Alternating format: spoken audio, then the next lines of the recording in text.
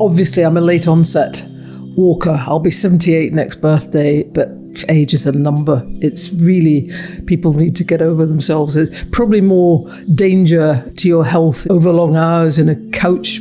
Someone once said to me, as a female alone, aren't you scared of being out on the trail? And I thought back to my time in London. I'm much more scared walking across Lincoln's Inn Fields late at night in London than I've ever been of anything on a trail. You are celebrating 25 years of Rucksack Readers, the companion guide for routes across many journeys in the UK, but also some global adventures as well. Many of them, if not most of them, you yourself have personally done. To have that experience of being out immersed in nature, it's a unique and important experience. I think it's part of our world as human beings. One long distance walk, we're talking multi-day journeys here, is an incredible feat to celebrate on its own. But here you are doing nearly 40 of them. I think my only claim to adventurous would be helping people to see that it's not that difficult to get started, that an awful lot of the barriers that people think they see are just because they haven't done it before. And really, there's nothing to fear. Just go out and do it. Try it. I live a nomadic lifestyle, and I'm never in one place for too long. So from time to time, I find it very convenient to order groceries in the form of a Gusto box. I've been using Gusto for nearly 5 years now. It's a delivery company that sends you fresh food and all the ingredients you need to cook delicious meals at home, along with very easy to follow recipe cards. They have over 90 recipes every week, so there really is something for everyone. And so many of their recipes I've returned to again and again because their meals are just delicious. I've got a referral code. I've shared it with so many of my friends. It means they get cheap groceries on their first few boxes and I get credit in return. I'll link it below. Use it to sign up and you get a pretty hefty discount off your first box. There's no subscription required and you can order just one box whenever you want. Thank you very much, Jacquetta, for joining me here in London, which I suppose was your first home before you moved and lived a life in Scotland. What's it like being back here and revisiting places and memories of your childhood? Well, I've frequently visited London since settling in Scotland. I mean, I've lived all my adult life in Scotland, and the reason for that is terribly simple. I mean, at university, I met my still husband of 58 years, I suppose, fell in love and we got married. And I really, at that point, didn't mind too much where I lived in the UK. And he was born in Glasgow and wanted to live there. So we settled in Glasgow, revisiting London for family, a lot for business in connection with publishing, obviously. But basically, in terms of quality of life, I'm still convinced that the decision to settle in Scotland was the right one. And it's certainly a very important part of my now outdoor adventure life. Why is that? Why, when you come down to London and you experience the city life and then you compare it to the life that you lead now in Scotland, what are you feeling about that decision? It's difficult to say this without sounding either smug about where we are or alternatively critical of London. I mean, just walking from the tube station to here, coming along that alley, I mean, the quantities of litter, most of it disposable drinks, things and so on. You just feel very conscious that you're in the middle of a big city, that the impact of humans on the environment is enormous. Whereas where we live now in Edinburgh, which is Duddingston, is a village that Edinburgh grew up around but has not swallowed. So we're on the daily dog walk. It's on the shoulder of an extinct volcano, Arthur's Seat. We've got Duddingston Kirk, which is 900 years old, Duddingston Loch, which is where the sport of curling was first developed and codified, and Holyrood Park. I mean, it's an extremely rural environment. And to be fair, after 20 odd years in Dunblane, but on the edge of Dunblane, although both of us felt need to move somewhere where we're not 2 miles from the nearest railway station and needing to run cars and things, I did come to the conclusion that if it had to be Edinburgh, it had to be Duddingston. Dunblane was important. It gave a sense of looking out the bedroom window and you could see 13 Munros, mountains over 3,000 feet. And that does change you. I mean, I had to get out there and go up a few of them. But really, on the edge of Dunblane, a bit overly dependent on cars. And as you can see, I'm a very old lady, and there was no question that the both of us wanted to be anywhere quite so rural and quite so transport dependent indefinitely. We don't move very often. Every 20 or 25 years is enough. Mm. You mentioned when you first arrived at Dunblane and you saw those Munros, they were the inspiration for you to get outside. Were you a lesser active person back then? Was this like the step outside of your comfort zone that you felt that you needed, which kind of got you outside and falling in love with the outdoors? I wasn't, certainly as a teenager in London, I wasn't into the great outdoors for fairly obvious reasons. The thing that actually got me started very directly on the present path of Rucksack Readers was when the year I turned 50 was the same year as several friends turned 50. And my friend Sheila said, come on, we're going to do something different this year. And we said, okay, Sheila, what are we going to do this year? And she said, celebrate 200 years of womanhood. We're going to do the West Highland Way.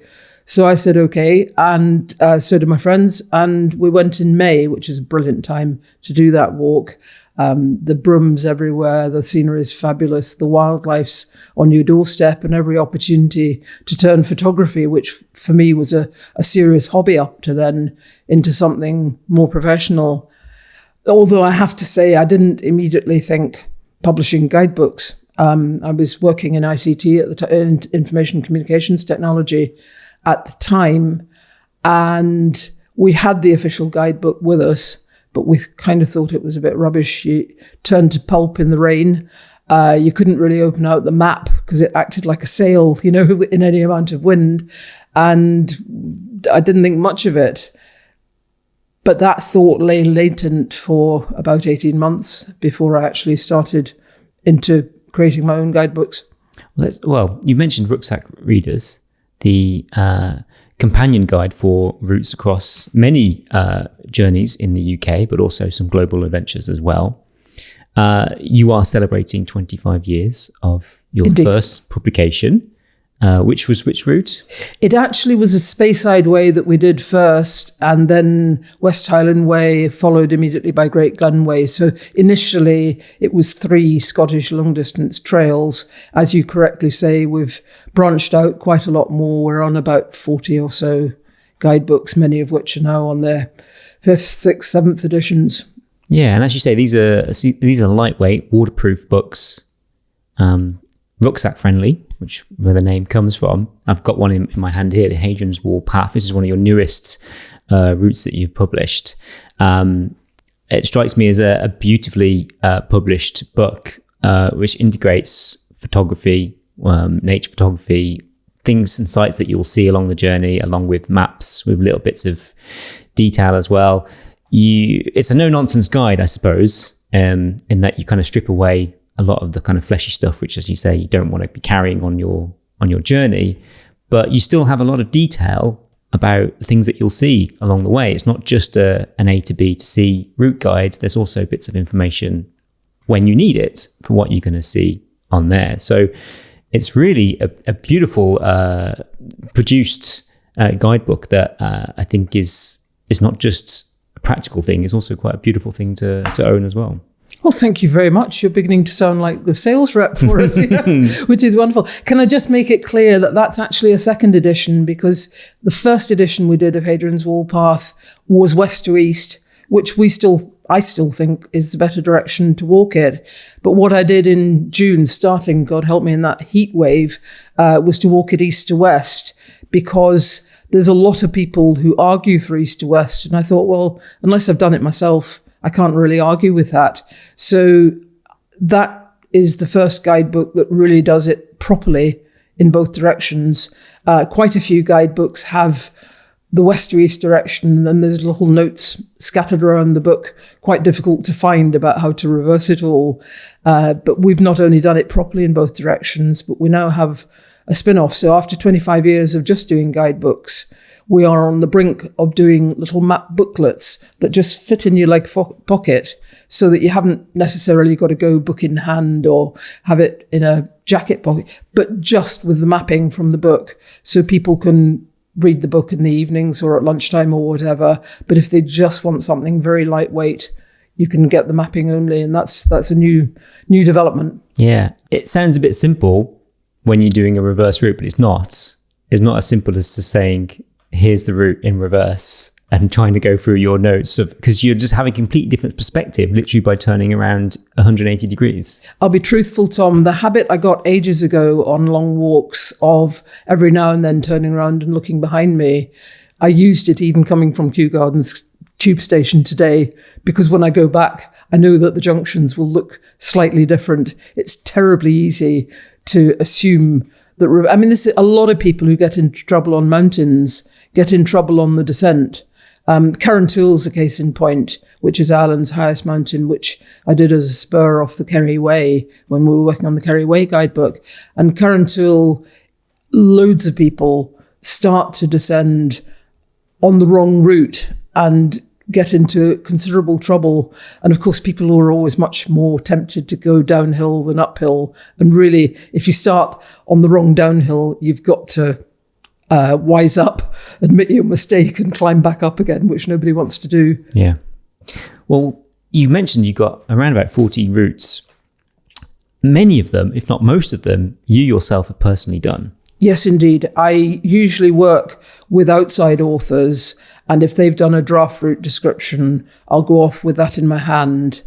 And I'm not terribly good at navigating. So if I get into trouble, which I occasionally do, if I've got to get the map out, I think, well, maybe those directions aren't clear enough. And then the author and I will work on it. Likewise, if I've developed the route, like, for example, the Rob Roy Way, which we developed in 2001, that's 24 years ago.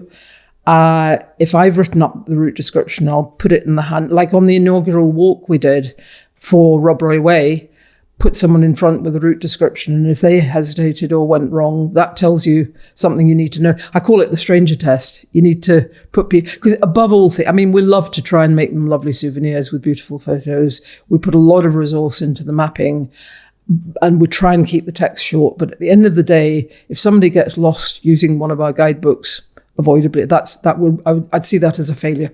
Well, it's a remarkable feat that you yourself have been on so many of these journeys, because one long distance walk, we're talking multi-day journeys here, is an incredible feat to celebrate on its own. But here you are doing nearly 40 of them across the last kind of 25 years. It's an incredibly adventurous feat. I'm not sure that I see it as all that adventurous, because I'm only, I think you're a runner, and you're young and skinny and fit and so on. I'm a fat old lady, I just do one foot after the other, and it's fine. Hadrian's Wall Path was very recent, but I'm off on the Dales Way in about 10 days' time, and I'll just take my time over it. It isn't really that adventurous, particularly if the route is waymarked and the weather isn't unkind. But yes, I've obviously on occasion I've been lost in horizontal hail or in difficulty one way or another, and I have strategies for how to get out of that. Yeah, no, it is adventurous, because it's so much different than just doing a single day hike, where you can plan something perhaps around the weather, because you could be flexible with what you do and where you are. And if the weather is bad, you can just not do it. But when you commit to a journey that might be going on further than a week, you can't predict the weather, 5 or 6 days in advance. So you're there then having to be somewhere where you are in the unknown and you don't know what's going to face you. And that's when you build resilience, when these things hit you, whether it be bad weather. But even so, the weather you might see predicted on ground level somewhere in a town is completely different when you're in the dales and in the hillsides and in the mountains. And yeah, you're absolutely right. Multi-day walks are very different from day trips, partly because you're carrying your world with you. Although I have to say, modern walkers, I mean, I was amused on Hadrian's Wall Path because all these people are half or quarter my age. They're all using baggage transfer services I carry for myself. And it isn't really that tough because if you're booked into B&Bs at night, you don't have to carry all that much. I mean, I must admit that most of my camping style trips have been done abroad, whether it was Tanzania or Peru or wherever. And then you have support. People carry, the tents and the cooking equipment and so on for you. So they even put the tent up for you. So it's really not that hard. But you're quite right. Most of our readers are looking for about a week's walk. And if they want to sleep in a soft bed at nights, then you have got to book ahead. It's not just that you don't know the weather much more than a week ahead. It's the fact that, particularly post-COVID, accommodation has become scarcer, more expensive, and many B&Bs have gone self-catering, which of course is useless to the long-distance walker. I don't care about the standard of the accommodation. What I care about is location. Right. If it's 2 miles off the route, you might think, well, that's not much, 2 miles. But remember, you've got to walk another 2 miles in the morning to get back on the route. So it could be half a day, depending on the train, yeah. Could well be. So to me, location is everything. Yeah, and a good breakfast? That also helps. I mean, as long as I've got what, and that was the trouble with Hadrian's Wall Path in the heat, because just to carry enough water for those conditions, which were approaching heat stroke at times, was a big additional weight on top of I was carrying a proper camera and laptop and all that so as to do the work at nights. So it was, to my mind, it being hot made it much, much tougher physically. I don't mind the cold, but it was brutally hot. So over the years that you have been creating these route guides, what for you, how do you decide which routes are, first of all, worthy of having a guide? And what kind of, because, you've had to kind of release one at a time. So which one has taken your priorities as to say, this one is worthy first before we go into these other ones? I should slightly quibble with one at a time. I mean, there have been occasions, particularly with multiple editions, when my designer and I have been working on 3 or 4 books at one time, and that really is extremely difficult. I much prefer one book at a time.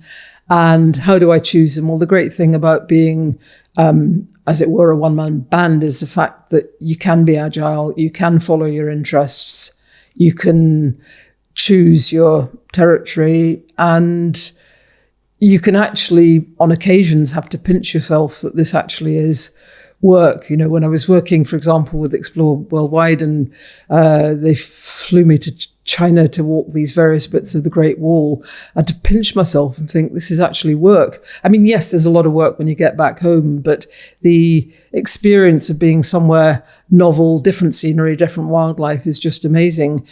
So I have to unashamedly, personally, the list you're talking about, the 40 titles, represents my own interests, particularly Antarctica. I mean, that was something all my life I'd wanted to go to Antarctica. And I was saying, it's terribly expensive, I can't do that. And it was my son pointed out that it'd be tax deductible if I did a book on it. So we did that book in 2024. And Stephen Venables, who is a great sort of hero for South Georgia and Antarctica, became involved in it and endorsed it, and Lorraine Kelly. And it was just, I had a ball. It doesn't really fit the list, to be honest, but it was tremendous fun to do, and it's been appreciated. It does stand out, doesn't it, actually, out of all your lists of what you have around the world. Well, don't underestimate Kilimanjaro, because that was the big tipping point, really, I suppose, in what turned feeling the official guidebook for the West Highland Way was a bit rubbish into an actual determination to become a guidebook publisher, because I was not a publisher at all when that happened. And it was the experience when I went up Mount Kilimanjaro, that was for the first time. And altitude, it's a great leveler, because I was with people who, would do marathons in 2.5, 3 hours and were proper athletes, but were really struggling at altitude. But being female and older and not at all in a hurry to get to the the next camp all turned out to be a tremendous advantage. And the first time I went up Kili, only 9 out of 16 people made it to the summit. And I wasn't just among them, but I was happy and healthy when a lot of people were, extremely unwell with headaches and vomiting. And that was what triggered an interest in how to prevent and manage altitude sickness. Well, that's a whole other story. Well, what's your secret then? If you were so strong and healthy at the top of Kili and other people weren't, do you know why that was?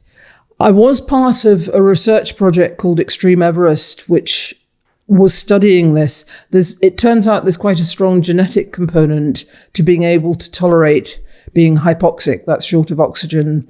And obviously they couldn't ethically make people at sea level hypoxic, but they could take people who wanted to trek to Everest Base Camp and make them hypoxic just by virtue of doing the trek.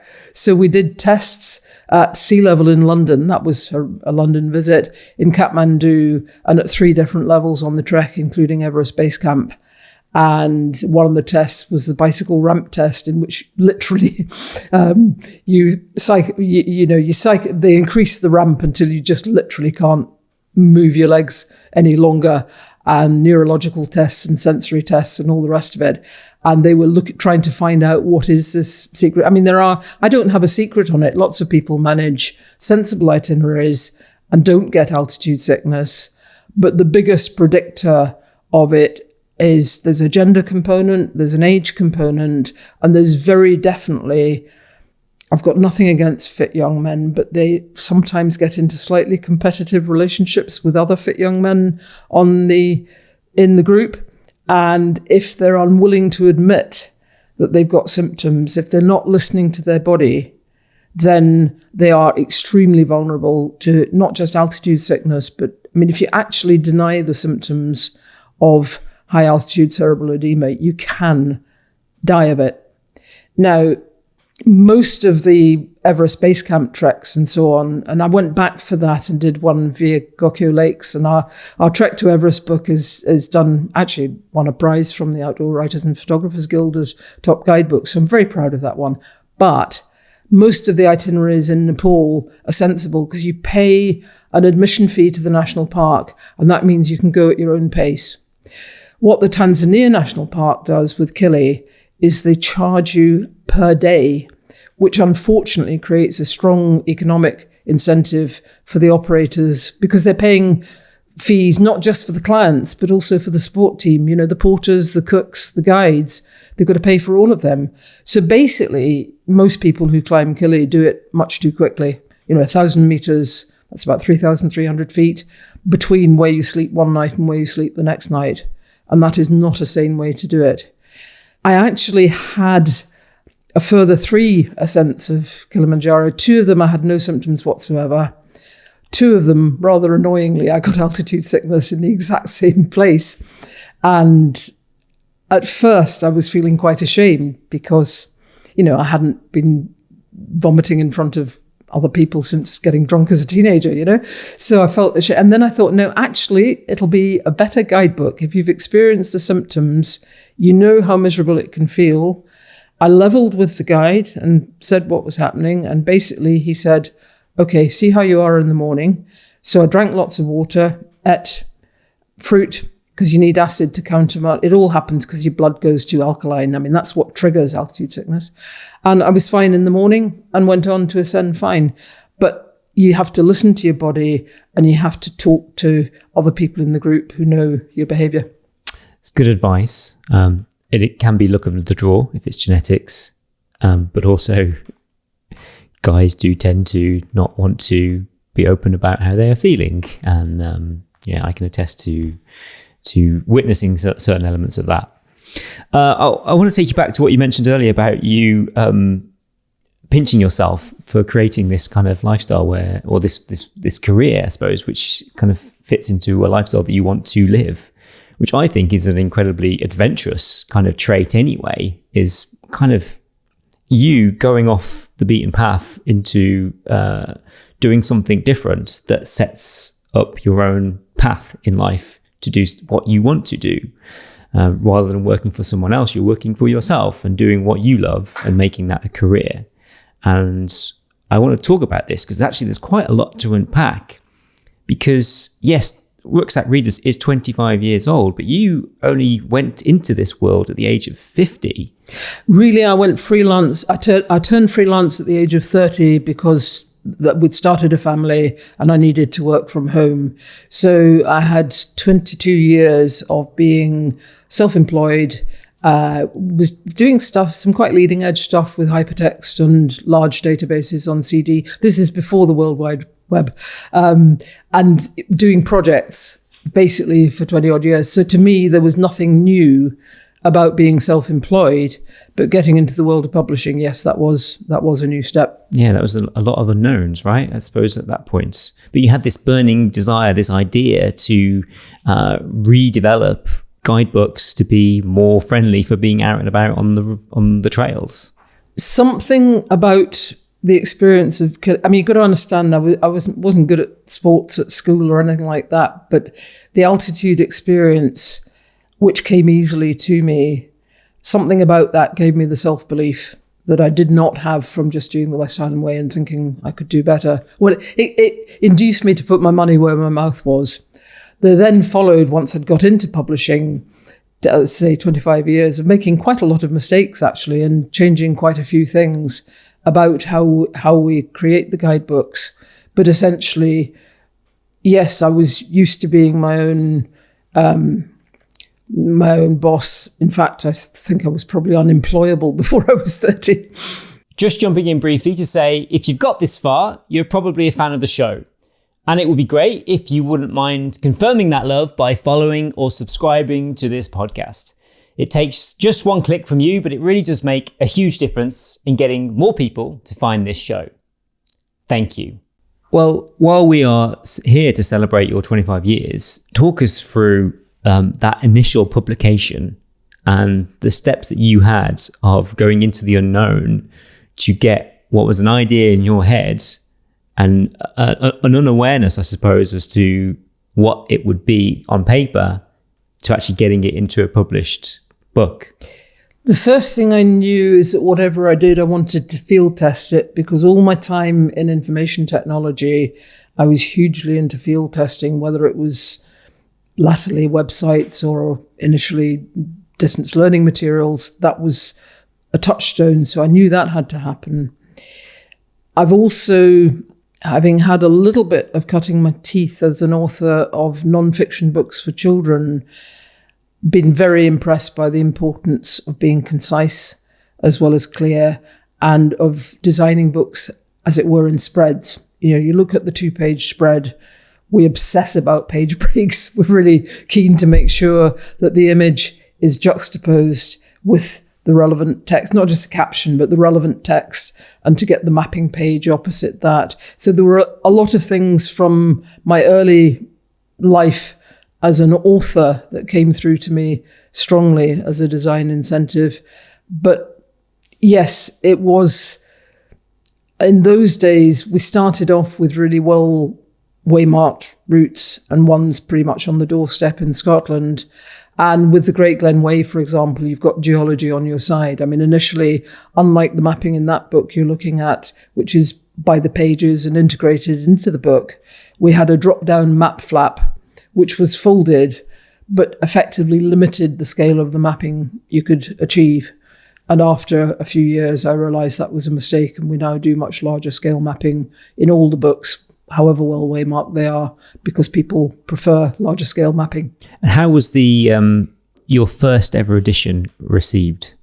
Essentially, I started to discover how difficult it is to get a book noticed. There's probably 250,000 new titles been published in the UK last year, and that's typical of every year. So an early discovery is that having 1 or 2 titles, which I did, had West Highland Way and the Speyside Way, absolutely no impact at all. You've got to work really hard to get them noticed. And I mean, yes, we got some good reviews, but it was much, much harder than I realized to get them noticed. And also, the economics of publishing don't really work until you've got a proper list, because running a website, dealing with Amazon, dealing with printers, knowing what you're doing in the whole professional world of publishing, works a lot better when you've got a proper list, and being a publisher of 2 books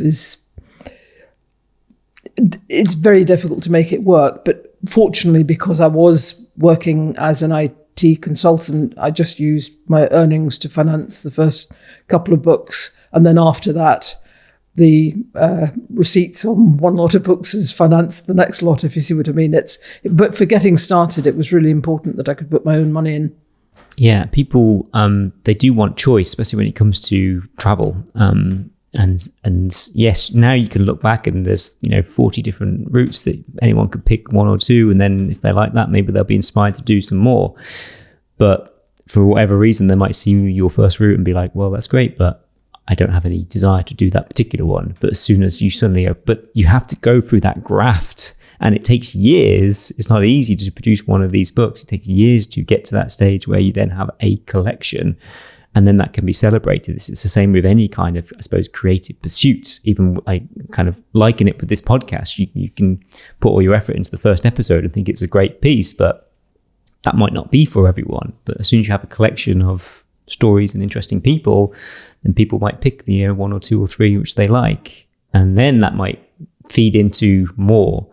But you've got to get through that period of time, and that takes a lot of determination and will. I suspect, Tom, that persistence and resilience are about as important to you as they are to me. Yes, you've got to be in it for the long haul, and not exactly people. Some people like a choice of guidebooks, and some people adopt a form. I mean, we do get people who say, oh, we've done all your routes, right? What's next, kind of thing. We do get that. But there's also quite a lot of our routes on which we publish the only guidebook that there is in print. Catherine Trail, for example, Rob Roy Way. There's a number of books where, obviously on West Highland Way, there's half a dozen publishers there, and Hadrian's Wall Path likewise. But we do actually have people approach us, like, for example, Snowdonia Slate Trail. It's the only guidebook, but we were very directly approached. And I always do try to listen to people who've got an idea for a trail, or they've got a trail in existence, and see if we can help them. Fife Pilgrim Way would be another instance. Heart of the Cotswold. There's quite a few of them, really, that we've got the only guidebook. River Tay Way, which was earlier this year. That one we launched in May, and that starts on Loch Tay, which is in the catchment area. The Tay is Scotland's largest, not just longest river, but it's got an incredible throughput. Its amount of water is like the Thames and the Severn put together, and it's more than that. So it rises in the west, and we follow the route from Kenmore and Loch Tay for walkers all the way to Perth, and for cyclists they go on to Dundee. So we've got quite a few routes that are unique to us. I want to speak to people who are new to this form. I myself have not done a multi-day walk. I've done many multi-day cycle rides, so I'm quite used to that touring lifestyle. I've done anything from just a couple of days up to 4 weeks on the bike. And so I know what it feels like to have this vast distance that seems incomprehensible because it can't be achieved in one day. And then you have to just concentrate one day at a time just to tick off the routes that you have to do. And I know what it means to be out in the unknown when you're suddenly, many days into your tour, and you've got wet clothes and the weather changes. But for those who have not done a multi-day tour, why should they consider it? There's a massive sense of achievement when you look at a map and you use public transport to get to the start of the route, and you walk a noticeable distance. I mean, most of our routes are somewhere between 60 and 100 miles, and roughly speaking, fit a week. And then you come home from the end of it. It's a week in which you don't have to think about, personally, I try not to have the phone even switched on unless there's a real reason. So you're close to not just the outdoor world, the sounds, the smells, the wildlife, but you're immersed in it. It's, I think, important to us as human beings to keep that connection And obviously I do spend a lot of time slaving over a hot iMac when I'm creating the books, but to have that experience of being out, immersed in nature, yes, whatever the weather throws at you, it's a unique and important experience. I think it's part of our world as human beings. And why particularly are so many of your routes in the UK? Do you think that this is, especially in Scotland, which I've had guests on this podcast before who have claimed that hiking in the Highlands, for instance, is some of the best training to be doing when you're doing something like Kilimanjaro or Everest? What is it about the UK and these trails which have the lure over places across the world? Scenery is an important part of it, and wildlife, and a real sense of wilderness. I mean, there is a great deal more wilderness on your doorstep in the UK than most people imagine. And if I've achieved anything with Rucksack Readers, and I'm by no means finished yet, not for a long time, but if I've achieved anything, I think I've made it easier for some people to see that they can do this. We're very careful in the books to break down the distance. So say it's a 80-mile walk and you've got 8 days, that's not necessarily, well, of course, depending on the spacing of facilities, that's not going to be 10-mile days. We try to avoid breakdown of route that involves more than 14, 15 miles in a day, or if there's a necessary 17 or 18-mile day, we would explain how you can split it and where you might peel off and go to a railway station or whatever. I find myself nowadays, obviously, I no longer do 18, 19-mile days if I can help it. Partly, to be honest, I get mentally tired because, of course, if I'm walking a route, I'm taking notes and photographs, which slow, your average speed on a lot. And this is something we do say we have a whole section. To begin with, we had these, I call them notes for novices. To begin with, they were in each book, and I thought, this is mad. If somebody's got more than one of our books, they don't want to be paying for that content again, and they don't want to be carrying it either. So the notes for novices is all on the website, but what we do remind people of is the idea that you may walk at 3 or 4 miles an hour might be true on a city pavement. It's not true in tricky terrain. Much more than altitude, actually, terrain is the limiting factor. If it's boggy or even simple things like gates and stiles, particularly if you're carrying, slows you down a lot. So we advise people to work on something more like 2 to 2.5 miles an hour, 4 kilometres an hour. And above all, don't make your itinerary over ambitious. People on Hadrian's Wall path, some of them were going through and they hadn't time to go to any of the forts or the mile castles or the visitor centres. Well, what's the point of being in a UNESCO World Heritage Site? Britain's largest scheduled ancient monument. What's the point of doing it if you're in such a hurry that you can't see the sights? To my mind, that's bonkers. So we do encourage people not to pack the miles in. And if you're very short of time, that's fine. Take a long weekend, but don't try and do the whole route if it's too long for you. Yeah, it's a good point. We're not just passing through the place, we're experiencing it at the same time. And it's important to allow yourself the time to do that. I myself have been the victim of my own quite intense itinerary, because I think when you are planning it at home, you just see some numbers and you think, yes, that's fine, but you're not actually seeing the terrain that you're passing through, all the things that you will experience. And you have to allow that sense of curiosity on your tour to know that you might come across something, like you said, like a fort, a museum, a nice coffee shop, or just a beautiful moment in nature, which you want to just sit in and let it experience you being there. Let me give you an example of that. When I was walking the Loch Lomond and Cowell Way, which Cowell's that big peninsula that hangs down sort of west of the Clyde, and it's more like an island than a peninsula, really, and there's lots of red squirrels and other wildlife. But this, because obviously you want to get guidebooks out in March, April, May, you I always end up doing these walks in the thick of winter. So there were some quite hairy bits with deep snow, but this particular problem was a burn, a stream that was in spate. And I had been told there were stepping stones, but the stepping stones were awash.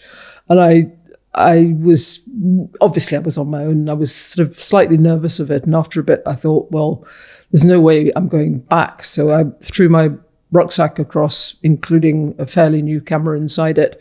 I thought, well, that's it. The rucksack's gone across now. I've got to cross.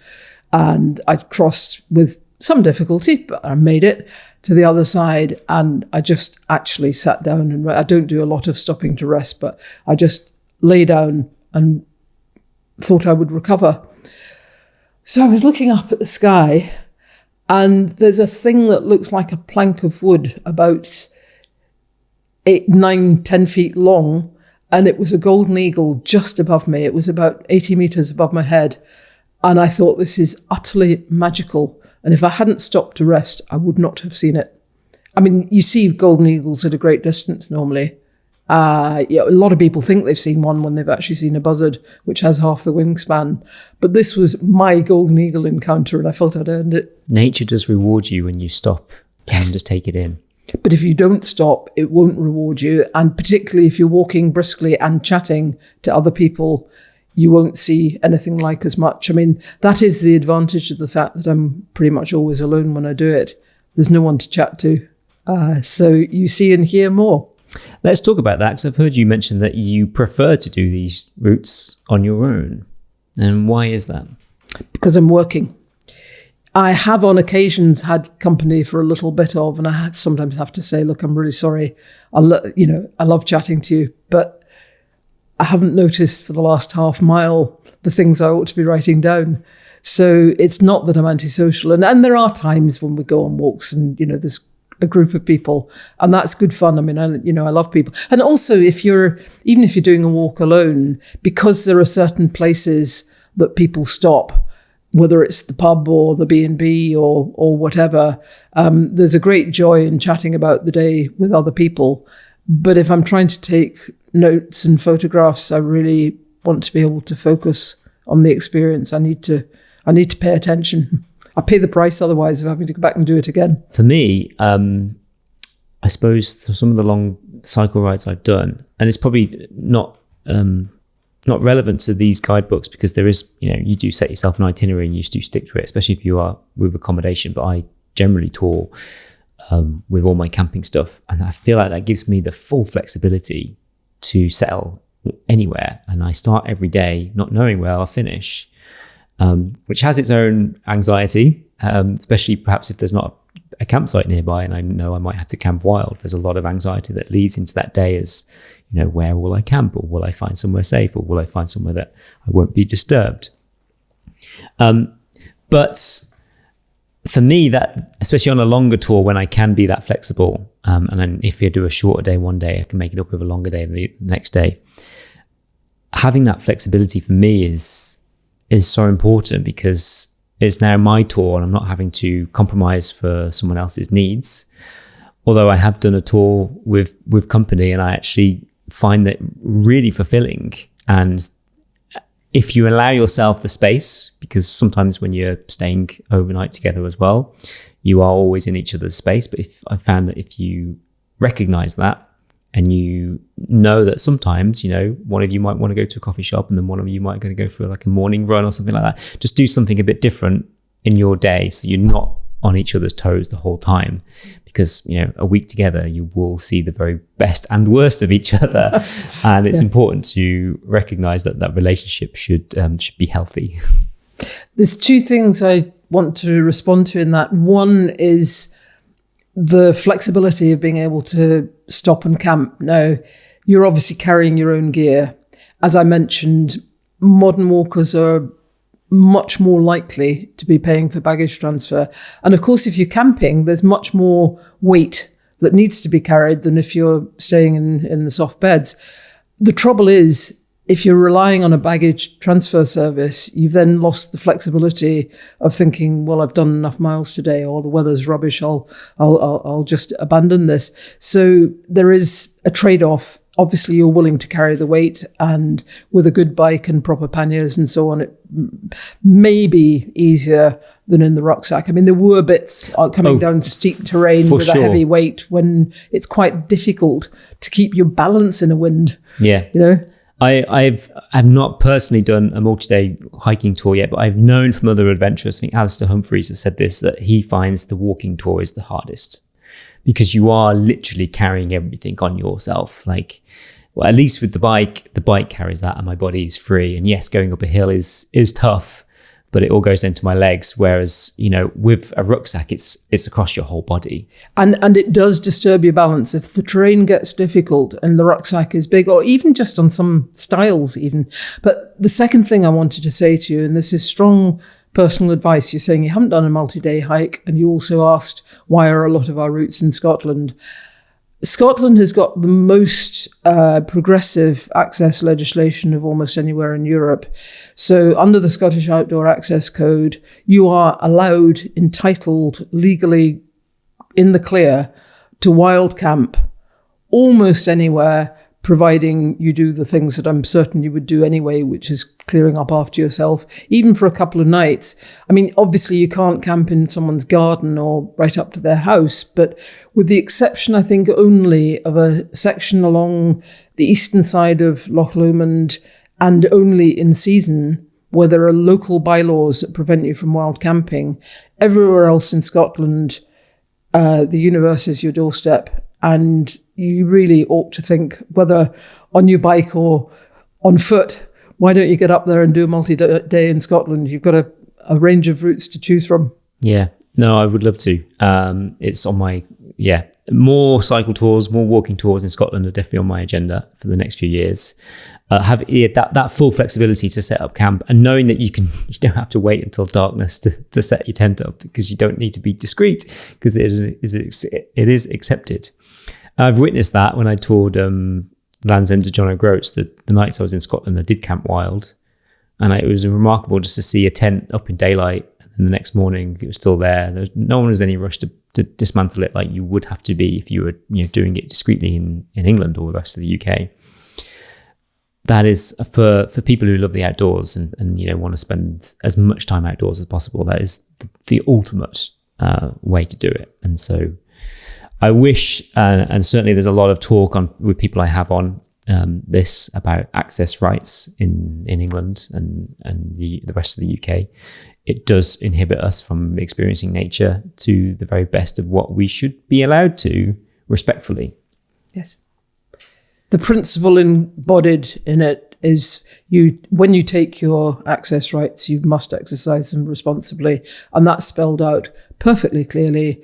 And there's surprisingly little friction about it. To begin with, some of the landowners were a bit failing to understand, but the councils have access officers and there are enforcement powers. So it's a very the difference in approach is palpable as to walkers and to cyclists, even canoes, inland water. You're allowed. Yeah. It does need to change, but it won't change unless we as people demand it. And so I just urge people listening to, when they hear about contested rights and access in the news, that they just pay attention and see what we can do, and talk about it openly, because at the moment, landowners have full rights to their land.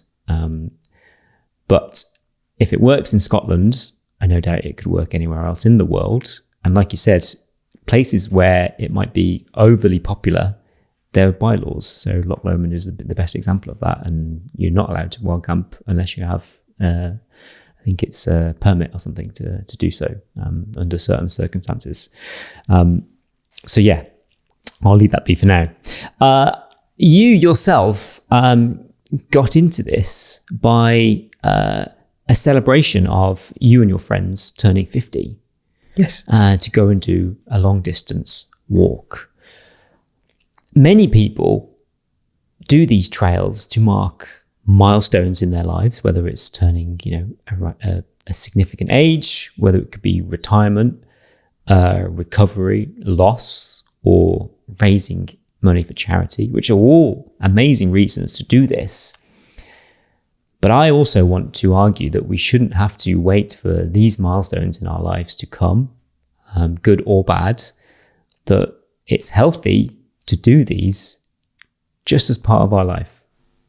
Absolutely. I mean, obviously, I'm a late onset walker. I'll be 78 next birthday, but age is a number. It's really, people need to get over themselves. There's probably more danger to your health in sitting in over long hours in a couch, in terms of my personal health. There's probably more danger in that. Someone once said to me, as a female alone, aren't you scared of being out on the trail? And I thought back to my time in London. I'm much more scared walking across Lincoln's Inn Fields late at night in London than I've ever been of anything on a trail. I mean, it really is an extremely safe environment as long as you have thought through what you would do in an emergency and you don't rely on your mobile phone for everything, which seems to me a terrible mistake that people make.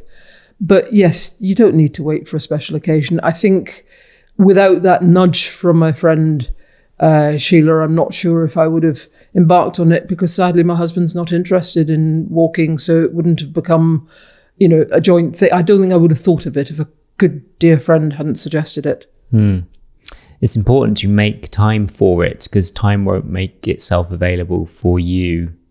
That's the advantage of, but if you want the soft bed approach, you've committed quite a lot of money and a week of your life, and that's then a commitment that you're going to defend.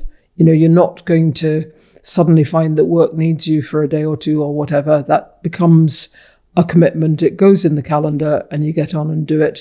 And that's how I'm feeling about Dale's Way, when we were talking about pace, I should have said this: give yourself the blessing of an extra day in the itinerary. See what you think it should be, and then just give it an extra day, which will make something shorter or easier, or give you a little bit of rest or time to visit or whatever. I finally took that advice myself this year, and I'm really pleased that I have. Yeah, and even if you don't cash it in during your journey, you can cash it in at the end to be somewhere, to see where you are, your destination. But what about those people who say, yes, I booked this and I pay all my money, and then I've got a week of terrible weather?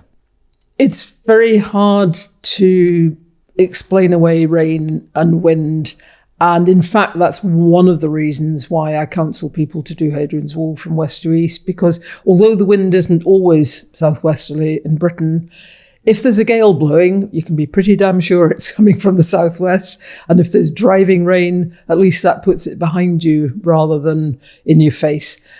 Essentially, my advice to people is prepare for the worst and get a pleasant surprise when things are better. So all our books advise people that in Ireland, in England, in Wales, in Scotland, expect rain, have proper waterproofs. If you haven't used them recently, test them out and either reproof or replace, because they will get tested and you might get a nice surprise.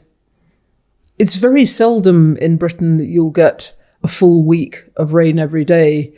It's much more likely that you'll get the odd day that's wet, dull, miserable, and it does make you all the more grateful for the bright periods. I mean, you've no idea how pleased I was to see some rain after those 2 days of heat wave.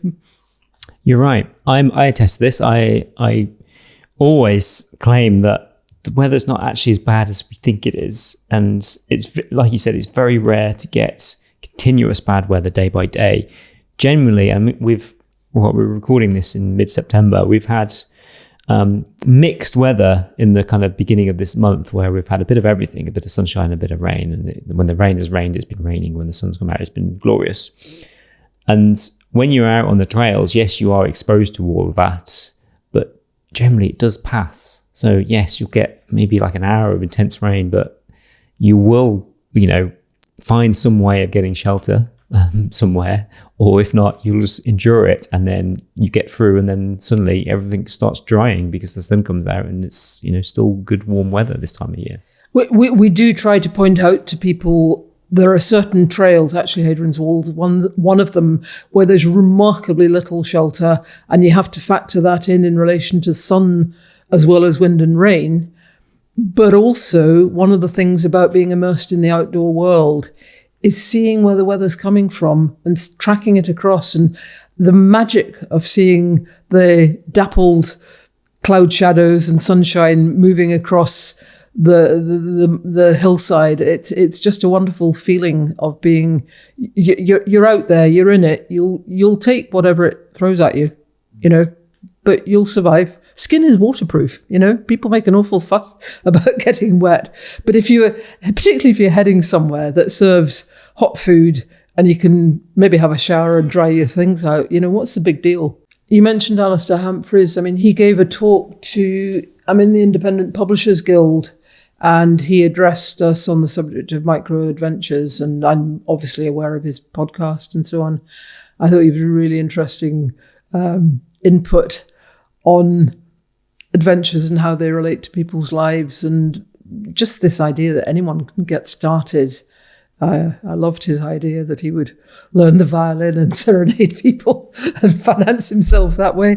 That's a difficult thing to monetize. Yeah, he's very unique, isn't he? What he chooses to do and how he defines adventure and has helped redefine it to make it more accessible. Now, micro adventures is quite a used term. It's something that I see flooded over social media. And it's Indeed.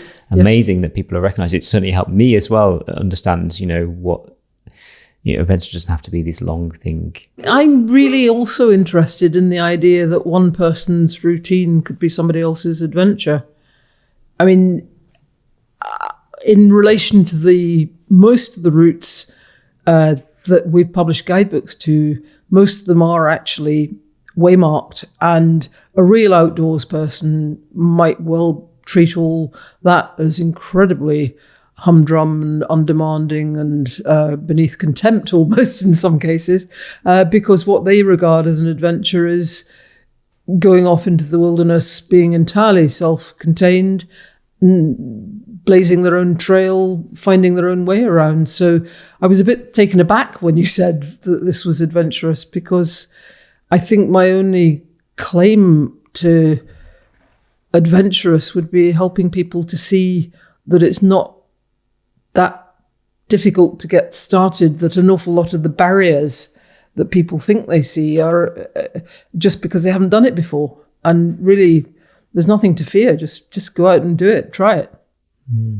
But for some people, that is foreign to them. So even the act of, buying this book could be that first step in that adventure for them, is to knowing that they've had a desire to do something, but the unawareness of how to do it. And what they do need is some kind of structure that helps them on their first few steps, that gets them doing something that they might have seen other people do and be like, that seems so far away from what I could do from my own comfort level and my own comfort zone.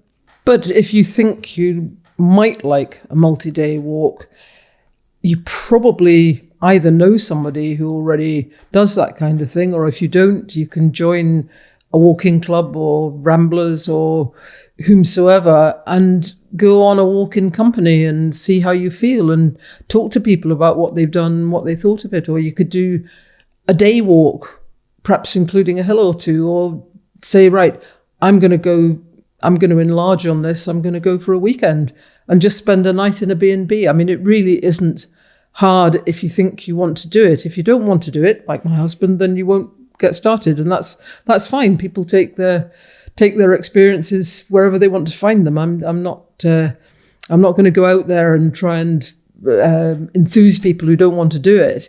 But if you think you want to do it, you've really got to ask yourself, well, what actually is stopping you?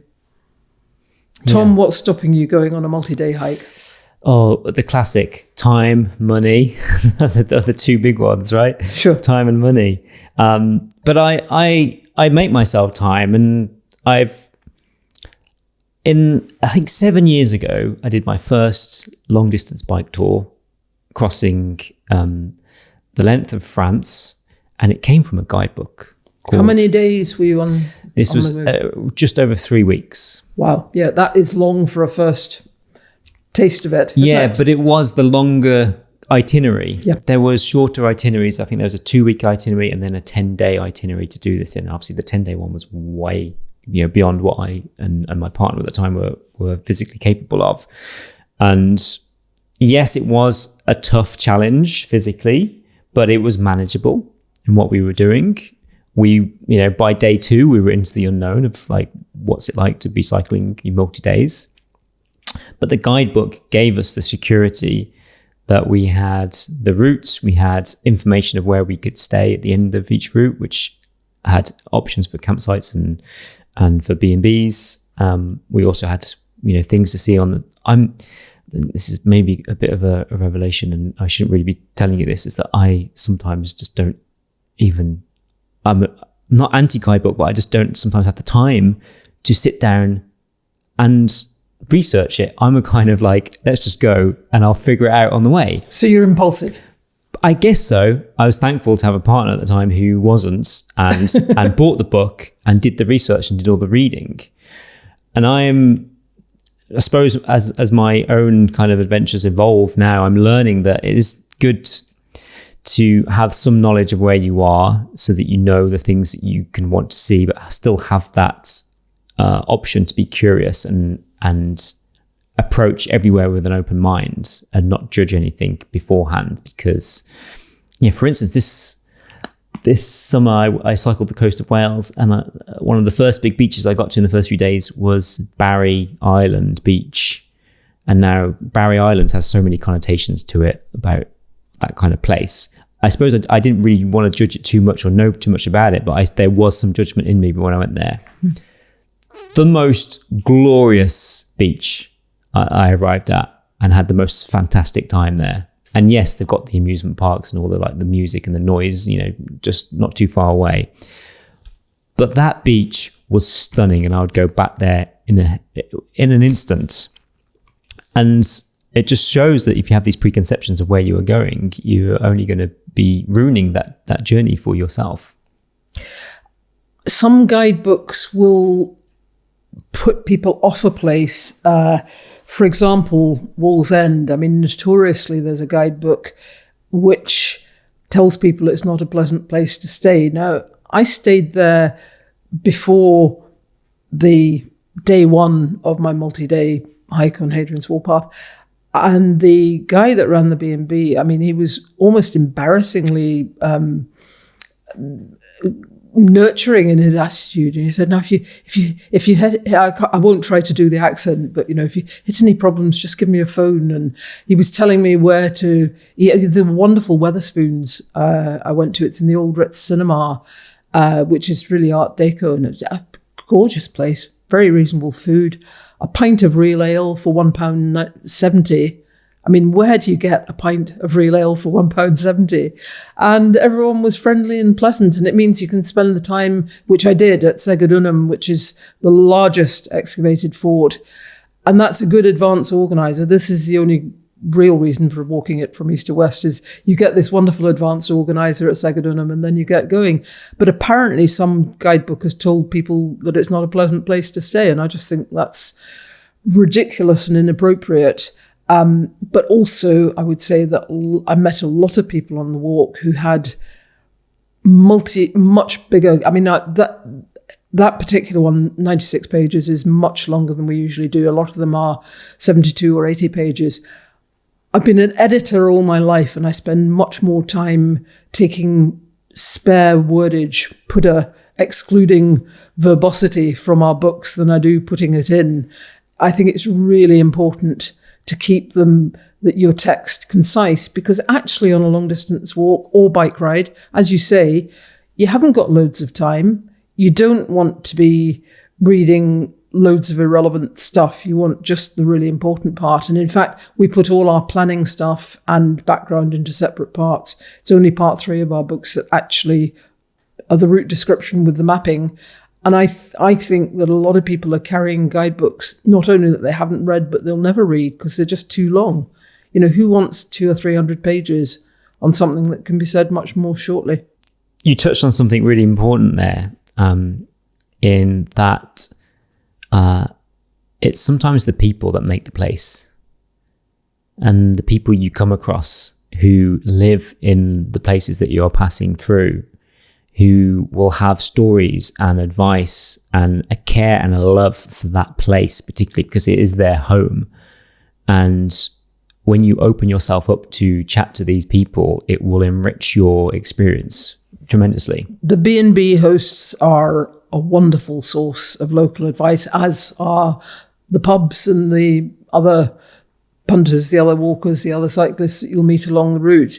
And yes, I mean, if I'm truthful, walking solo is an advantage in that respect, because if you walk as part of a couple or part of a tight-knit group of four, you tend to be your own social bubble and you talk to each other and you tend not to talk to other people. Whereas traveling alone, you are much more open, I think. I am much more open, I know, when I travel alone than if I'm part of a group. It's much easier to talk to people and find out more. Yeah, and you learn more, as you say, about the sense of place and the culture of that community. Yeah. And while you might be on that journey to have some time and space to yourself, we are all human and we do crave company. We do crave communication. We do crave conversation. And I've attested to that as being, yes, this journey will help me process whatever I'm going through in my own self by having that space and time. But I also just do want to have a chat in English with someone at the end of the day and just get that side of me out as well. Yeah. We talked about making time, actually. I was briefly on this story, which on my first ever bike tour crossing France, took a ferry across to Saint-Malo. And there was a chunk load of bikes, I remember. And in the morning, we kind of met the people who owned these bikes as we were about to depart from this ferry. And just so happened, we chatted to an older couple who were doing the exact same routes that me and my partner at the time were doing from the same book. And so we spent probably around about the first 5 or 6 days in tandem with them. We kind of mostly met at campsites. And after a few days, we figured that, I think initially there was maybe a bit of competition if we get to the campsite first, because it might be limited availability in the summer. But actually, once we worked out that we weren't a threat to each other, we became friends. We chatted a lot. And these, I will always remember this. These two were private school teachers. So during the summer, they had a big chunk of time off. And over the years, they'd made sure that they'd used a good chunk of that time, whether it was 3 weeks or so, to go and do something big and adventurous. And they'd done so many amazing bike tours, and this was just one of them that they were doing. But at the same time, this was my very first one. And it made me realize, like, at that time, because I'm freelance, so I do make my own time and time off. It was only because my partner had a break in between two jobs, and she was wanting to do something adventurous with that break. And she was the one who initiated doing this bike tour, and I just said yes and went along with it. But speaking to this couple who were school teachers and had a load of holiday in the summer, made me realize and remember the 6 weeks of school holidays we used to have as kids, and how having that length of time, which seemed like so vast in between terms, when you could just go off for some time and spend time just completely disconnected from normal routines. And it allowed you to either go on a big summer holiday or just to have some time at home, just not worrying about school. Since being adults, we lose all that, and we get 9 to 5 jobs, and then suddenly our holiday is limited. And so we are more precarious about how we choose to use up that holiday. And suddenly now we no longer have these big gaps of time in the summer to go and spend time in the great outdoors. And look, being in Britain, we all know that the winter can be very dreary and miserable and dark, and it's not that inspiring to getting out and being outside for like long periods of time. But in the summertime, wow, we have daylight for so many hours, and we can get out and just have shorts and t-shirt weather, go on these vast hikes, go exploring the very best of our terrain, our coastline, our mountains, our lakes, our rivers. But we don't allow that because we are limited with what we use up. I always remembered that, and I was like, I need to now reconsider how I use my summers, because if you want to get a little bit depressive, we could probably count how many summers we have left in our lives, right? If you really wanted to. There's a finite number, right? We don't know what it is, but as soon as you start attaching a number to it, you then attach some importance to that, and recognize that there will be a time when we won't have a summer to go and do something. So I haven't done it every single summer, but in the last 2 summers, I can attest to having a 4-week gap in my schedule where I didn't do anything, and I've gone off, and last year I cycled around Europe. This year I cycled around the coast of Wales, and I've made sure that I have blocked out that time in my diary, generally during August, when you know that you're going to have warm weather. Even if it's rainy, it's still warm, and you can make the most of lots of daylight and go and do something amazing that you would never think to do unless you committed to making that time. And I suppose this is more of a call to action for other people to work out how they can maximize their time in the summer months to be doing something that makes the very best of the UK weather and UK adventures. Clearly, when you talk about counting the finite number of summers that you got left you, I've probably got about 35 fewer than you have as my lot. But I would also say it doesn't actually have to be in the summer. You've put a lot of stress on that. And of course, daylight in Scotland in the summer hours, I mean, I would almost, we could read a newspaper outdoors 10:30 in the evening. It's light enough. One of our walks, St Magnus Way, which is on Orkney, I mean, if you go there in late June, you will barely experience darkness. It's a wonderful time to be there. But equally, if you have normal requirements for sleep, you can say, well, actually, in the spring and autumn, you're much more likely to see sunrise and sunset. You're got plenty of daylight. I mean, unless you really want to be walking for 15 hours in a day, most people would rather have, I don't know, somewhere between 6 and 8 hours. You know, there's plenty of time available. And certainly with a Scottish perspective, I would say we tend to get our best weather in May and September. July and August, school holidays, midges, more pressure on accommodation, not really as attractive. But there's also a certain joy in being out in winter. As I say, I tend to end up being out every month, potentially any month of the year. I don't mean every month, but potentially any month of the year, so as to try and get the guidebook ready for the next walking season. You mentioned midges. How bad is it in the summer months in Scotland? I hear horror stories, but I've never experienced it, to be frank. Right. It depends enormously where in Scotland, and also what the weather, and at the microscopic level where. So to spell that out, generally speaking, the West Coast is much more midge-ridden than the East. And if you are close to vegetation or water, there's much more likely to be a problem, which means that if you're camping, that is why people have been known to resort to, you know, these hats with midge nets that come around and you tuck into your shirt and so on. I have never had to, I do possess one, but I've never had to resort to it. Having said which, if there's a midge anywhere in Scotland, it will find me and it will bite me. I am probably the best midge protection you could have, because anyone that's with me isn't getting bitten. They come for me. And it's not much comfort that you can outwalk midges. They can't do more than 4 miles an hour, so you've really got to be cracking on to escape them that way. But if you stay away from, and the actual weather is another big factor. If it's raining, if it's bright sunshine, you're less likely to be troubled. But if it's raining hard enough, there won't be any midges at all. So there's always compensations. You've got to think positively. That's a good way of putting it, I suppose. Yeah, it is on my list of things to do is the North Coast 500 by bike. One of the great kind of bike tours of Scotland, I suppose.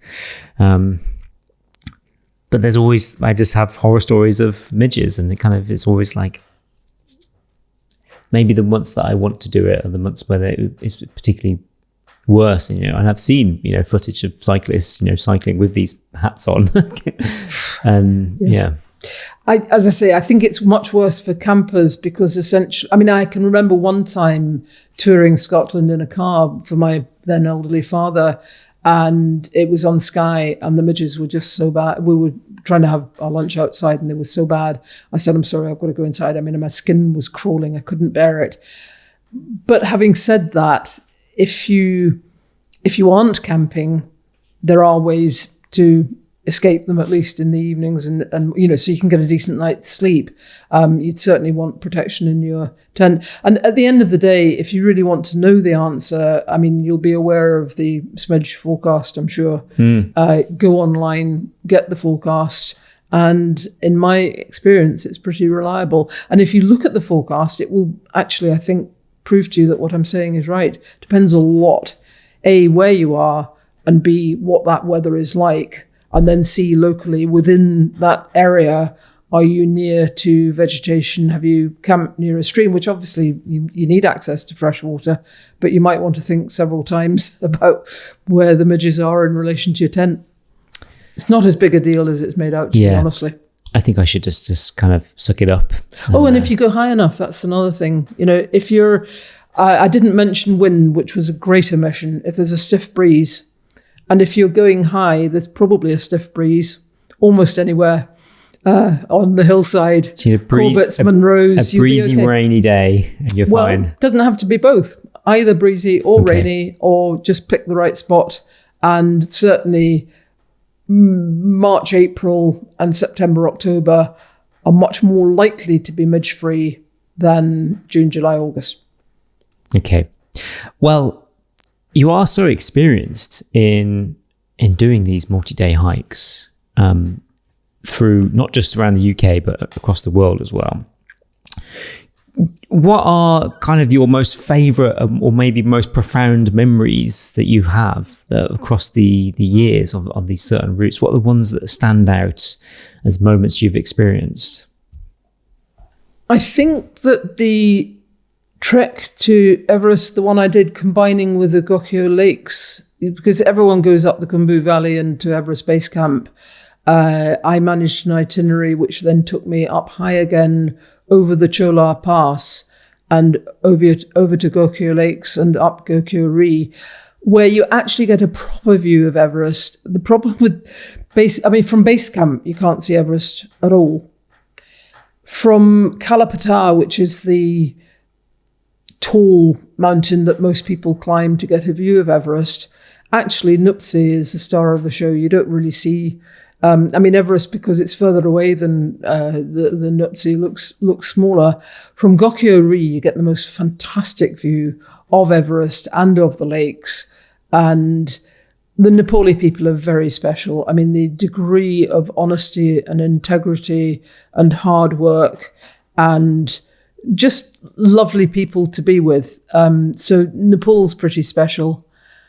But in straightforward trekking terms, I'd almost have to single out the Inca Trail, because if you approach Machu Picchu by Inca Trail, preferably by doing the more difficult southern route up over the shoulder of Salcante, you avoid the problems of altitude sickness in the sense that you've already been much higher.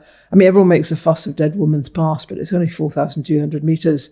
And if you've done the Inca Kiriasca Pass, you've been over 5,200 meters, I think it is, already. So your bodies are acclimatized and you're fine.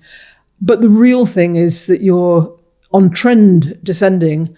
So the butterflies, the flowers, the bromeliads, the wildlife gets more and more exciting. But above everything else, the Inca architecture, the ruins you're going past, each day there's another ruin, and you start to notice some different features of that. They had no mortar between the stones. They didn't have axles, so any maneuvering of these massive stones was being done on wooden rollers. They didn't have the axle and wheels. And frankly, if I'd gone straight to Machu Picchu, even spending a whole day there and with the most experienced guide, I don't think I would have been able to take in half of what I was seeing. But having experienced a little bit one day and then a bit more the next day, you start framing the questions to which guides are very keen to tell you the answers before you've even begun to comprehend how absolutely astonishing that is as 15th century architecture by the Incas.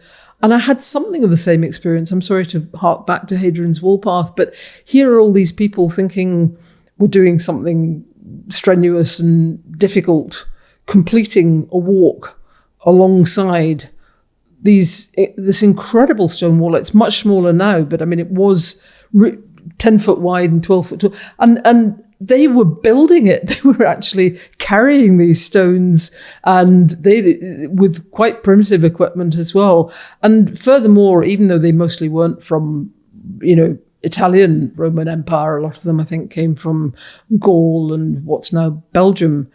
I mean, the climate of particularly the Windsill, if you go up high in that part of northern England, the climate's quite hostile and the conditions quite difficult. And they didn't have their Gore-Tex and fancy footwear and thermal down jackets and so on. I mean, they were basically having to deal with the weather, the work, and the engineering problems all at once. I think it's an amazing feat. Well, speaking of the Inca Trail, that particular trail is very much a destination trail. Like I can't comprehend what that must actually feel like to go on not just the journey of experiencing what you see along the way, but then arriving at this place, knowing that you are celebrating your own accomplishments physically of going on this journey, but also then just being rewarded with the most amazing kind of sight and experience. But many trails aren't necessarily destination based, and I think that's actually really important to highlight, because for some of these places, it's not about reaching the destination that is the highlight. It's the journey you go on absolutely to get there. And that's why it's so important to be very present and to have these experiences on the day-to-day basis, because that's fundamentally what will make your experience more fulfilling. Is because, I've arrived at some destinations where it's like, this is great, but everything I've experienced in the days before have been what's made it for me. It's not necessarily about arriving at this place. I mean, structurally, our routes vary from the linear kind of Fort William to Inverness, which is Great Glen Way, to the circuits. For example, the Arran Coastal Way, which is a wonderful circuit around the island of Arran, or the likes of the Catherine Trail, which is a circuit in the much less well-known Perthshire Highlands. I quite like circuits from the point of view of the logistics, being simpler usually. But in terms of are they walking to a culmination, you're right, the Inca Trail is an unusual example. And of course, walks that do have a culmination then automatically have a preferred direction. In most cases, our guidebooks describe the route in one direction only, because if you've done it before in that direction, some people will come back and do it in the other direction, or go off and do a different trail. But the beginners mostly are only too grateful that someone's suggesting it's better if you start here and end there. And I would say it's a minority of routes that are all about the destination. To me, the whole point of a long distance trail, whether you're walking or cycling, is the experience you have while you're doing it. But yes, there's a buzz when you're thinking to yourself, it's the last day, yippee, I've done it. Yeah, that sense of accomplishment is something that you cannot replicate, or you cannot reproduce unless you have been on that journey yourself. And that pride brings out a smile that cannot be, you cannot get that smile from any other experience. Correct. Absolutely. I've got many smiles of places and pictures that I've finished or just so chuffed. When you travel somewhere under your own steam, it's a huge accomplishment. It's a huge sense of pride and a knowledge of what you can do. Does it feel a bit weird? Because we go back, many many centuries, if not thousands of years, we are hunter-gatherers. We should have been, and we have been, vehicles through the land that we live in. But in modern day life, we're not, because we have the technology to do all that for us. And now we no longer even have to go to the shops because we can get that delivered to our own home. And I feel like these route guides and these journeys are the reminders to be the human beings that we are designed to be, and that we forget about because we are so subject to modern life. And we see that so often, and especially with generations who are growing up with more and more technology in their lives that are doing all the hard works for them and having disconnection with nature. And it's so important to recognize that and to and make time for the outdoors. Yes, I must admit it depresses me a bit when you see people on a trail walking along, device in hand, talking to it or listening to it or interacting with it. And I just think they're missing so much of the world around them because they brought a bit of their own world with them. I'm not saying anything, I'm not generalizing that it's wrong to use a mobile phone out of doors. I'm not saying that at all. There are genuine reasons why you might need to on occasion, but I would never do it if somebody was in earshot. I think people are entitled to experience the outdoor world without other people's mobile chatter on their phones. Yeah, it's a very important safety device, but we shouldn't ever rely on it completely. It's an additional safety device because actually, if your battery's dead, if you've dropped it or lost it, it isn't safe at all. It's an illusion. Sometimes it's handy for making arrangements, if necessarily you require a lift or whatever. Yes, they can be handy, but a bit like GPS, I would say you should have a paper map and compass as well as GPS, and then you're not totally dependent on one device. Yeah. I suppose to bring things to a close, I want to talk a bit about where you are now in your life, actually, because Rucksack Readers is 25 years old. You started this journey yourself when you turned 50. You are now the age of 77 and have no aims to stop. You're still going out doing these amazing hikes. So what do you say to those who are in their later years in their life who, one, feel like they can't achieve something, let's say in their career with any ideas they have, but also about what you can do physically as well? You're quite right about age and stage. And indeed, I meant to say to you when you were talking about booking time for yourself, you were really talking about people who are working age. And actually, in today's world, people are not only retiring younger and living longer, but I mean, obviously, most of my friends are retired and probably think I'm a bit bonkers, but I have absolutely no desire to retire. But I do have great realism about changing to some extent the nature of my relationship with the workload and the physical demands of what I'm doing. I'm delighted to say I'm in the process of recruiting a junior partner to Rucksack Readers. We're not going public with it yet, but the signs are tremendously promising. And to my mind, someone aged 34 is a really good age to be taking on some of the things that doubtless, I mean, I've been very lucky with my health up till now, but doubtless I'll cease to be able to do a few of them. But retiring, no, I don't honestly see the point. Don't want to, don't need to. I'm having a ball doing what I'm doing. Well, you've kind of made, I suppose, almost a second career for yourself. Oh, yes, it was totally a career change. Totally. But you've also made it your retirement in a beautiful way. You're doing the things you want to do, but creating a business out of it and allowing that to be something that, is not just rewarding you, physically, but also financially, that you can just not have to rely on just retirement and then time off and then wonder what you do with your life.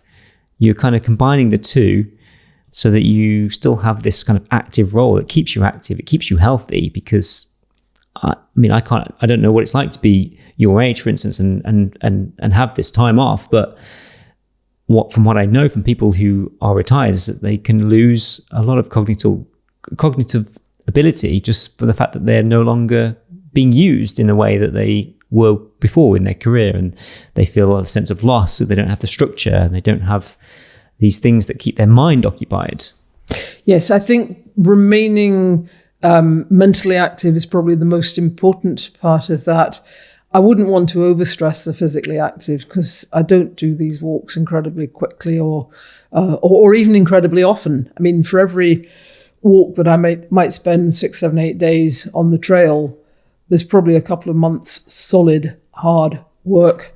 So I'm not retired. I am working extremely hard, but because I enjoy, on balance, what I do. Obviously, there's some boring bits and there's some dreadful bits like dealing with Amazon. But yes, it's a proper business. It is working, and it's getting a bit more recognition. I mean, on Monday, I was in Pitlochry for this Rob Roy Way event that the First Minister, John Swinney, was launching. And there was a tremendous, strong sense of community from Pitlochry Partnership and the people that you meet on the trail. So recognition is coming, but it's been a long time coming, and it's welcome, but it's not what keeps me going. It's the desire to get out there and make it easier for other people to get out there and just experience the outdoor world, and the sense of achievement and the progress from A to B. It's really difficult to put into words without sounding stupid, but get on and do it. Well, you're a true inspiration to so many to prove that with grit and determination, you can turn an idea into a career. You've just got to keep pushing through, and you're never too late to start, which I think is also an important place to recognize, because many people will think that this needs to be something that happens early on in their life. But no, you can still take this adventurous step later in life when maybe things are starting to feel more comfortable. But actually, no, you want to still continue taking uncomfortable steps later on in life to see what you can achieve. Thanks for understanding all of that, Tom. Well, it's been an absolute pleasure to speak to you, to celebrate your 25 years. I can't wait to do one of your hikes. I will definitely commit to that in the next few years, and I'm excited. And thank you for this Hadrian's Wall path, your latest one. I'm going to hold you to the promise that you just made. I'm going to haunt you and ask you, right, Tom, have you done one yet? Which one was it? I'm excited. It needs to be done, and sometimes you just need that little push and shove. Like yourself, when your friends suggested doing this was sometimes what you need to do. So who knows what it will be, whether it will be this one or whether it be another one. But I feel incredibly honoured to have heard your story and feel incredibly inspired by it. And I know other people will be as well. Thank you for your time. Thanks so much for tuning in. If you want to find out more information about any of the guests, please check out the show notes, where you'll also find links to things mentioned in the conversation. And if you've enjoyed this episode, please take a look through the past recordings. There's so many more incredible stories for you to find, and I can't wait for you to enjoy them. Thank you.